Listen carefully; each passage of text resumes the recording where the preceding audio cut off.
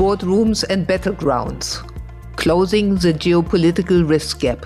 Welcome to the BetterBoards podcast series, the podcast for chairs, CEOs, non-executive directors, company secretaries, and their advisors. Every episode is filled with practical insights and learnings from those inside boardrooms. We discuss what really matters and highlight actionable steps you can take to enhance the performance of your board. Geopolitical risk has moved from the margin of corporate strategy to the center of it. Trade wars, sanctions, supply chain disruptions, political instability are now, by the looks of it, permanent features of the operating environment. Yet most boards are not really equipped to deal with this new reality. A recent EY survey found that boards at just under a third of companies discuss geopolitical risks more than once a year. That gap between awareness and action is stark and growing. The problem is not that boards are unaware of geopolitical turbulence and risk. They read the headlines. The problem is they lack the frameworks, the dedicated expertise,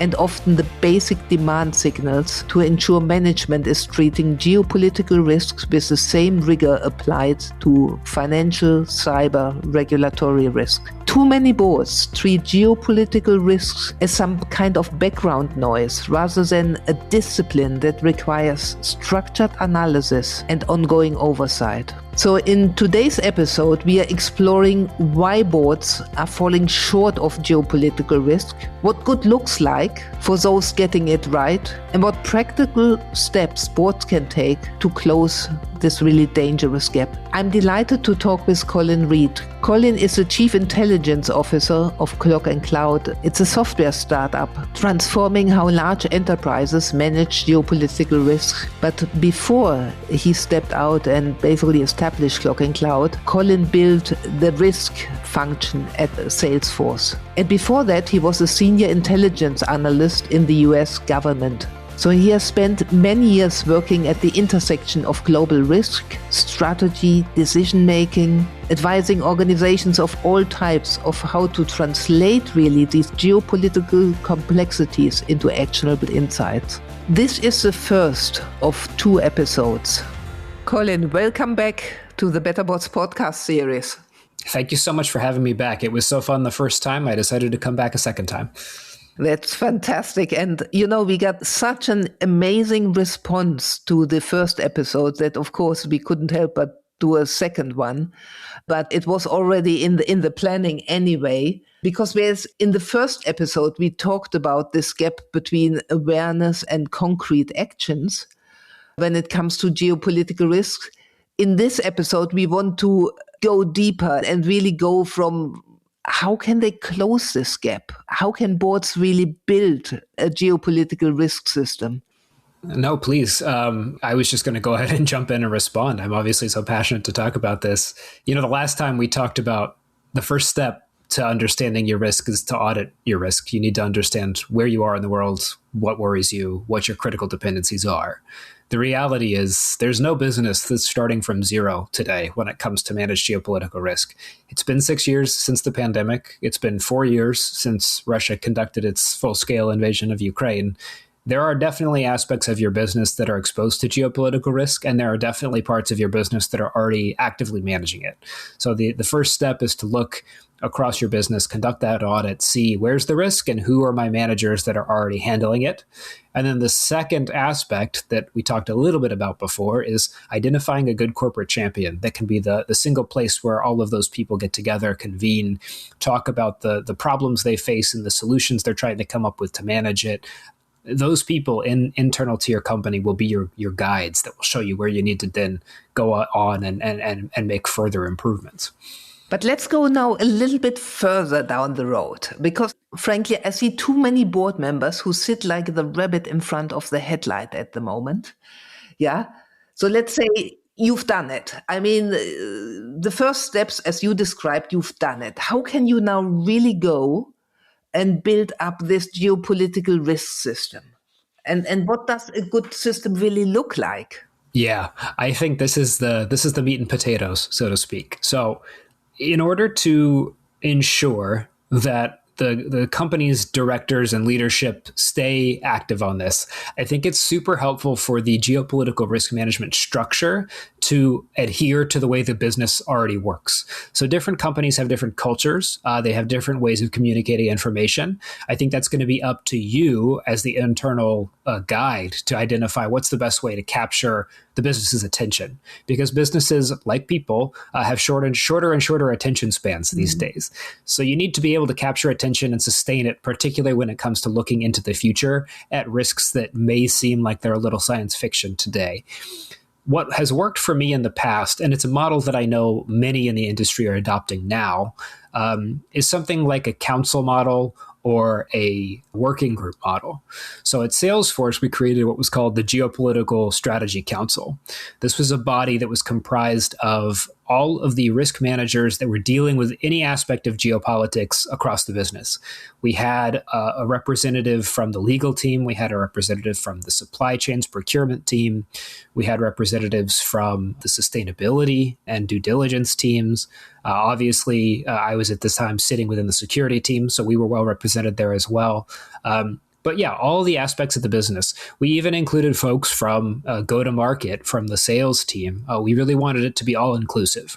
Those working groups, we would convene them quarterly in person. And this was something that was key for us because Salesforce was big tech company, super remote culture. People were distributed all over the world. It was still late pandemic days. So getting people out from behind their cameras into a room was something that we found actually gave us a lot of impact. It made things seem quite tangible and real to people. So we would bring people together quarterly for at least a day or two. We would always arrange for a super interesting speaker or topic or provocation as the kickoff for this to get people in the right frame of mind. This was always fun for me because my job was to sit there and think about what's coming down the pipeline in geopolitics over the next 6 months. Can I see around the next corner, see beyond the headlines of what's exciting today?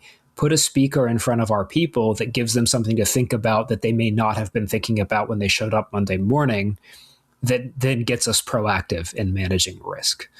And we really didn't want to devote too much of the time of those meetings to the speaker. We really wanted that to be the scene setter. It's interesting for people that don't spend most of their day dealing with geopolitics to get to have a little break and think about what's coming, in the world and what's new. And because these people tended to be the curious types in their orgs anyway, they were the ones that were interested to engage with this stuff. But once that speaker would come through, then we would spend a pretty structured period of time going around and talking to everybody about where geopolitical risk was manifesting for them in their current operations and trying to provoke them on, here's what our forward-looking risk intelligence team sees coming down the line. If that were to happen, what would it do to your part of the business? We would assemble all of that information together after that day or two of really intense working. And we would then make that available not only to the members of the group, but also through our sponsor to the C-suite and the board. And we felt like this established a pretty proactive mechanism for messaging from the grassroots all the way up to the leadership about where the risk was. And increasingly, the feedback we got from the C-suite and the board was that this was exactly what they needed because, it kind of existed outside of the normal regulatory requirement of governance. So it gave them an opportunity to think about this stuff in an unstructured way rather than as a tick box exercise. Hey, the 10K is due. We've got to write something for geopolitical risk. It still sounds like quite a big effort, doesn't it? I mean, how can boards and how can the people actually manage this? Because let's face it, the agendas of everyone are full. It definitely could be a big effort. And I think this is where it's important that you right size the solution to the problem. If you are a small firm that does not have a huge geopolitical risk exposure, it probably does not make sense to do everything that I just said. Instead, you can probably handle this in a much more light touch way. What I will say is that the most successful solutions that I've seen here are ones that are maybe like 5% more extra than you would think that they need to be. And the reason that I frame it that way is that I think if you allow people to always do this only when they have time, it quickly becomes not proactive enough. And so what you end up with is a situation where you think you're saving time now by not engaging with this kind of stuff. But then when a crisis hits, it becomes all consuming and all the other business activities have to stop. because then now there's a crisis and we're scrambling to deal with it. So the provocation that I would always give to our senior leaders was, if you can make the time quarterly to deal with this, I will save you at least 2 weeks a year managing a crisis that will come along. And we found that was usually the case. I think it's a little bit of a carrot and a little bit of a stick. You have to make it appealing and interesting, but also you have to kind of remind people that risk is unpleasant and no one wants to spend the time dealing with it. But it is something that if you don't do it, it will come and find you eventually. You might be lucky for a while, but you won't be lucky forever. Let's make this really tangible and look at some real practical examples here. You mentioned it's, of course, a difference depending in which industry you are. Let's look maybe at two big sectors, a manufacturing company and a financial service firm. Sure. I think that's a good one. Maybe I'll even add one more, which is a technology firm, because I think they have an even different, again, picture. So a major industrial firm has different things that they care about, things that are most risky for them to the other two. In particular, the things that probably matter the most to the industrial are the supply chain exposures. So that has to do with shipping routes, but it also has to do with things like component sourcing and critical raw materials. And that can go really far down the supply chain. So managing risk in that environment is about understanding your suppliers, about understanding how materials flows will affect you, about understanding the geopolitics behind those things. It's been in the news quite a bit recently that China obviously has really focused on being able to go across the critical raw materials supply chain and dominate most of those sectors. So what that means is that even if you're not active in China as a business, you're definitely exposed to China if you're building pretty much anything in an industrial sense these days. So that's an interesting and specific use case. And what we find is that the major industrials that are managing this well are ones that are trying to get very specific about what is our supply chain like today, but even more important than that, what will it be like in 2 to 5 years? Because procurement decisions tend to be long time horizon decisions, it's more important for a big industrial like that to be able to look into the future and make risk-informed decisions about how conditions will be rather than how conditions currently are. Okay. So financial services is different. Financial services, and I'll say this as well, financial services has been mature on geopolitical risk for a while. And I think it's because for so long, the sanctions environment has dominated so much of how, under the sort of American neoliberal world ordered, risk was manifested to companies. So for financial services companies, they're pretty used to things like customer due diligence, exposure to risky emerging markets, sanctions compliance, all those kinds of things. Those things used to be fairly predictable. The United States and Europe would, issue sanctions, and you had some amount of time to respond to that and to conduct your due diligence and make sure you're not exposed. And to some extent, it made sense to be a little ahead of where the Western capitals were going on sanctions so that you could avoid those entanglements altogether. The thing that I think you're seeing now that's a challenge for the FinServ model is that the way that order is manifested is fracturing. So you have now Washington interested in implementing sanctions in ways that diverge from the ways that sanctions are implemented in Brussels, diverging again from the way that, rising financial powers might think about them. So the Chinese, have not really used this as a tool, but it is something you can be increasing in the years ahead. That makes it difficult if you do business across all these jurisdictions. It makes it difficult for you to understand, legal compliance is one thing. If a big government has told you you're not allowed to do something, that's pretty cut and dried. But it's harder for you to understand what's a safe investment, what's a risky investment. I look at the Gulf state investments, particularly into AI, which, a couple of years ago, that would have seemed like a no-brainer. But it's hugely exposed to risk, particularly reputational risk and political risk, because there are different interests at stake here, and you might be getting yourself into some interesting situations. So that has fragmented a little bit the model that financial entities carried out before as the risk management process for geopolitics. And then I mentioned I wanted to talk about tech companies a little bit, because I think coming from a tech company previously myself, there's an instinct, particularly among the big American tech companies, to think of themselves as not existing in the real world, to think of themselves as cyberspace entities. That may be true. I would say that data centers being sort of blown up in the Middle East kind of expose the lie there. But I would also say that cyberspace is itself, a domain. It's a territory under which geopolitics is being played out.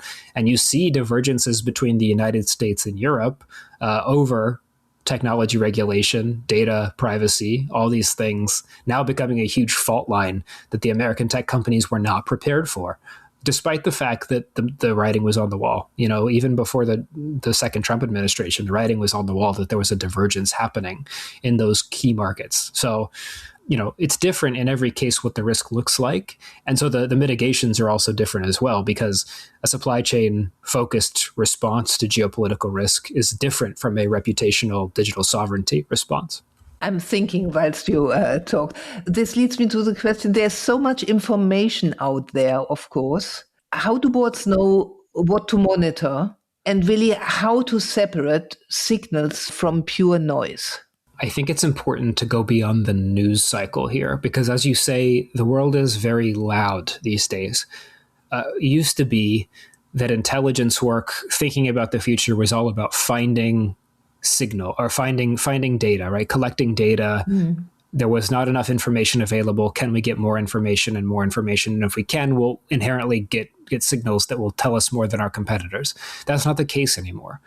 The world is so awash in data and information that it's not about finding information. It's about parsing what information is actually valuable. So a big challenge of relying on the news cycle is you're at the whim of whatever the news organizations have decided is the most important thing for you to know.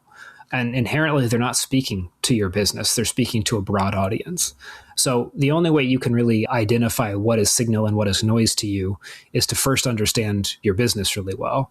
Then you can begin asking the right questions. In the government, I used to be an intelligence analyst, and we would call this setting intelligence requirements. And it was a super important part of our process because it meant going to all the stakeholders that we had and really challenging them. Hey, we can't answer every question for you. We don't have the time and the resources. So give us a list of what are your most important questions. What do you need to know about the world in order to make decisions? That really helped us scope in where we would spend our focus and the kind of information we would send to them so that we weren't burying them with irrelevant data. Now, it's a little challenging in the private sector because if you go to a board or to a set of company directors and you say, what questions do you have about geopolitics? You're probably going to get a bunch of blank looks, right? So you need to be really tangible to the organization already when you're setting these requirements. Where are we uniquely weak as an organization? Where would we suffer most if something were to go wrong? Think the unthinkable here too. You can ask provocative questions that people think are crazy. You can say, what if tomorrow World War III breaks out between the US and China? What would that mean for us as an organization? You'll probably get still some questionable looks, but it'll give you super useful information about, okay, now that I know that our business is uniquely exposed to this one data center in Australia, it can inform what kind of data sources I go and seek out in the world to monitor for risk to that specific exposure. Maybe it's a local newspaper in a small town in Australia that turns out to be the most useful piece of information that I check every day that, 99.999% of other people in the world are ignoring because they're reading The Economist, but it turns out that was the one I needed. So how can a board really ensure that it's getting the right information at the right cadence without being absolutely overwhelmed? I think this starts with delegation. I think at the board level, it's super important that the board members hold people down the chain of command in the business responsible for doing the right thing and managing these risks well. I think at the beginning, it requires more input from the board to make sure that a geopolitical risk strategy has been designed and been implemented. But once it has been, and once it's functioning, I think the reporting requirements can probably decrease. There will be times during which there is greater risk. And I think at those times, you want the board to be responsive to receiving whatever agenda items are most operational for it. But then there will also be a lot of times where nothing significant to report is adequate as a response. But I think the institutional muscle needs to be there already and running all the time, because if you wait until there are issues, the problems will be outsized compared to if you were able to detect them early. So it's a bit of a it depends answer. But I think if somebody tries to legislate to you as a board member, you should receive a briefing on geopolitical risk every month. That may not suit your use case. You might need it daily. You might need it yearly. So I really think that doing the intellectual work for yourself up front and thinking, what's the scale of our risk and what's the scale of reporting that we need to make good decisions, that is the most valuable input you can give as a senior leader or as a board member at the top of an organization. This morning, I spoke with some people who work in the German Mittelstand, so mid-sized companies, but global leaders in what they do. But of course, they don't have the size of a Salesforce. They have limited resources. What can these mid-sized companies realistically really put in place? I'm glad you asked this because it's something I think a lot about. For a big company, if a big company mismanages a geopolitical risk, it will cost them a lot of money, but it probably won't be existential. They'll probably be able to survive it. For a medium or small size company, that's not the case. A geopolitical disruption could be the end of a company like that. So in many ways, they have less resources to deal with the challenge, but they're also the ones that need to deal with it the most.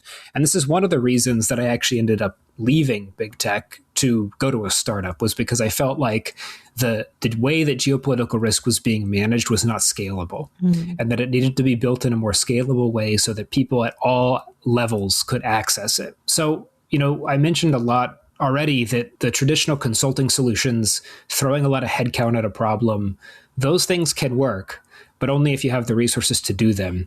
What I'm really interested in now, and what we build at Clock&Cloud, are software solutions that are much more scalable, that are much more lean, that enable companies that don't have the resources to throw at this problem to be pretty sophisticated on managing their own risks anyway.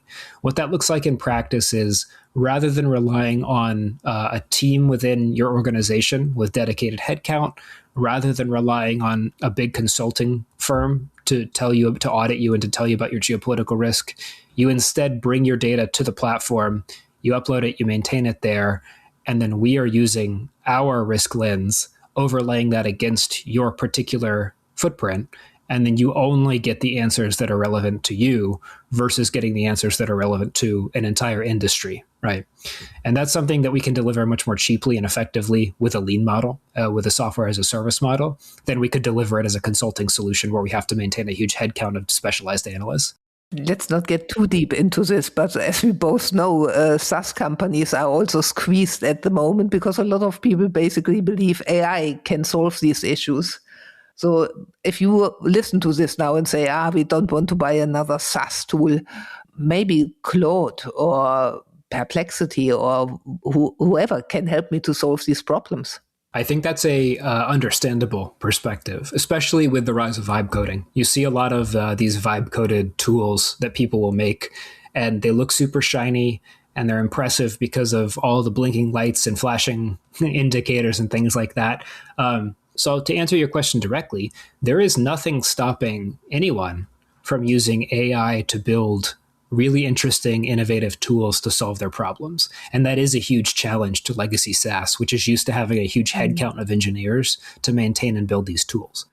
What I would challenge, though, is that unless you have a very strong model of how your specific high-fidelity data is used by the AI to then overlay against specific high-fidelity data of the risk, you probably will get a lot of AI slop. AI is really good at telling you what you want to hear. For risk prediction, often what you have to tell people is not what they want to hear. So we use a number of AI tools at Clock&Cloud to help us build the SaaS tool that we do. It's something that helps us be super lean, for example, which we think is a huge advantage in the environment we're going into. And we think that's a handicap for the big legacy SaaS companies. But the thing that we do around all of our AI solutions is put really tight guardrails around what data they're allowed to access and what their context windows look like. If you can't get an AI to only use your company's specific footprint versus a very specific proprietary data set of here's where the risk is in the world, it's going to give you pretty generic and often kind of hallucinated make-believe answers. So with anyone, I would say if you're evaluating a really shiny, cool AI-generated geopolitical risk tool, That's great. Give it a look. Make sure you ask a lot of hard questions about what's the data that's feeding into this? What are your guardrails around making sure it's not going to hallucinate stuff or make stuff up? How do you keep this specific to my business versus to a generic audience? All of those are questions that will give you some idea of, is the person that you're engaging with, the vendor you're engaging with, do they have a whole schematic model that will work well and repeatably into the future looking forward? Or do they just have something that's a technology demonstrator that shows you a problem of today with a bunch of sort of data feeds coming in and blinking lights and things like that? Well, fantastic. Again, I'm looking at the clock here. What are the final thoughts you would like to leave our listeners with? And maybe, the big question always at the end, what are the 3 things our listeners should take away from this specific episode? I think the main argument that I'd like to make is, despite how many people now are appearing on the market and claiming to be experts about this, nobody has solved this problem completely. It's a bit of a greenfield area still. There's still tons of room for experimentation and change. I would encourage board members that are listening to this to connect with peers in the industry who they feel are doing this well. If you can think about your peers, is there someone that you think is solving this problem, or even just thinking about this problem in a way that is innovative that you think might be useful? If you notice during crisis moments, for example, that one firm seems to have come out of everything relatively unscathed, or maybe they weren't as panicked as everybody else, or they made a big market move ahead of something that happened, that's a sign that that's a firm that's taking this stuff seriously and maybe has a bit of a competitive advantage in how they're thinking about it. So that's something to watch for.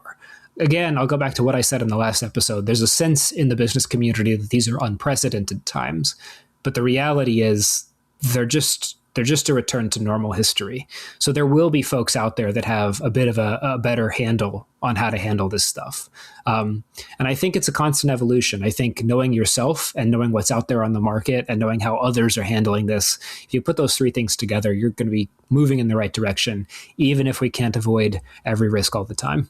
Colin, fantastic. Thank you so much. I think lots of thought-provoking sentences, insights, and I really thank you for contributing to the BetterBots podcast series. Thank you for having me. I really appreciate the perspective here, and this is a conversation I'm passionate about, so I really hope we keep it going. Thanks so much, Colin.